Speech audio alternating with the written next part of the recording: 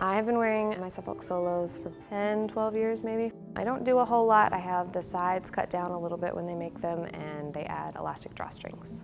I usually step on them, put them on, try to figure out which foot is best for which shoe. And then I will sew on the ribbons and elastic, glue the tips, and then the inside bottom part of the shank. Once that's dry, I will bang out the shoes because they tend to be pretty loud on stage when jumping. For my feet, I usually just do toe tape on my big toe, sometimes a little bit of gel pads over the toenail.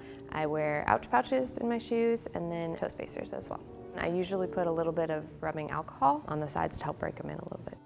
For Waltz of Flowers, I prefer a shoe that is a little bit harder and more supportive. I'll wear them maybe 2 or 3 times for class to break them in and then straight to the stage. I need a shoe that can hold me up for my pirouettes, so like a nice supportive box, but then one that's quiet enough for the jumps. For Waltz of the Flowers, I can usually get 2 performances out of a pair of shoes, 3 if I'm lucky. When my shoes are dead, I will either demote them from whatever I was wearing them and wear them for something where I don't need as hard of a shoe.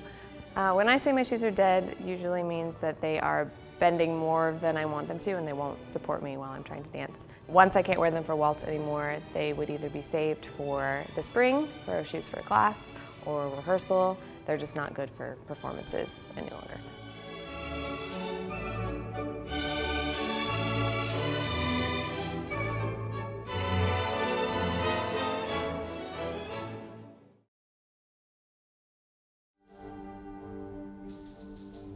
I am currently wearing Capezio Contemporas. I have a quiet tip put in so they're a little bit quieter. I cut down the shank so that it's 3/4. I also have it a little more narrow in the back and wide in the front. And the bottom of the shank is actually skived down so that it's flat so it doesn't roll too much. I also have it reinforced with a little bit of extra glue across the front. I think that's it.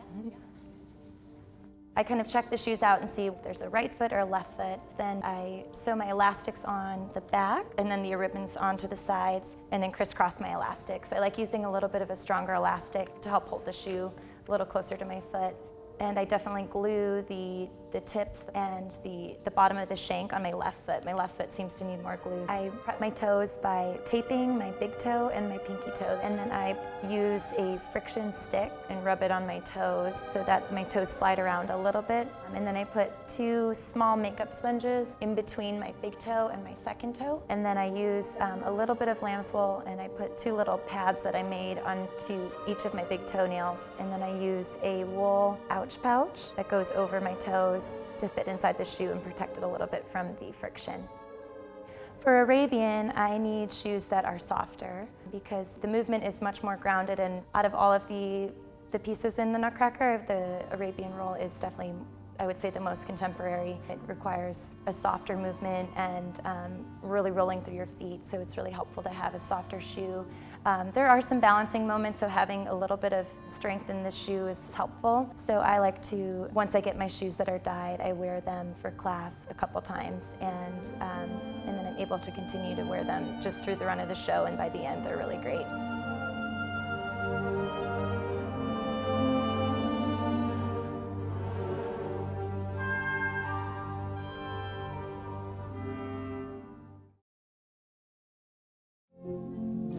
The type of pointe shoe that I wear is a Capezio Contempora, and it's a special makeup. I have a whole list of things that are done to it, starting from where the shank is cut to how strong the shank is, how much glue is in the box. I have my boxes pounded pretty flat, so they're not rounded. There's a quiet piece in the tip that's supposed to help with just the sound that it makes when you're running. I have the fabric cut down on the sides and on the heel, just so that it kind of lowers the profile of the shoe and you can see my foot more. I have elastic ribbons that I use. They're PrimaSoft brand. It helps if you have any kind of tendinitis. It's just not as rigid around your ankle. It kind of flexes with you as you move up and down. And I do a crisscross elastic for extra support. I have a little piece of lamb's wool that I sew in right above my bunion just to kind of smooth that line in the shoe. And then I'll usually wear them for class and kind of get them working with my foot, and then I'll put some glue in the shank, a little bit in the box, just to keep them from breaking down too much right at the beginning. And then I'll kind of go back, later on in the process when they start to feel like they're getting soft and put more glue. My big toe is the longest, and that one's kind of like the main pressure point when I'm on pointe. So I put 2 different gel cushions on my big toe. So I tape those on. It kind of looks like a mummy toe. Everybody laughs at it. And then I use this friction block. I put that all over my other toes so I don't really have to tape them. And then a little bit under my arch, so that helps my foot glide over the shank. And then I have the tip of a sock that I'll put over my toes just to kind of help absorb some of the sweat inside the shoe. So when I'm dancing the role of Sugar Plum Fairy, I'm looking for a shoe that's very upright and supportive because especially the Grand Pas de Deux in the second act is so classical. It's really important to have shoes that keep your ankle really stable and really upright. If the shoe gets kind of dead, you have too much resistance and it makes it a little bit more difficult. Typically for Sugar Plum, my shoes will last about 2 shows. Every once in a while I can get 3 out of a pair if they're really good, but usually it's just 2.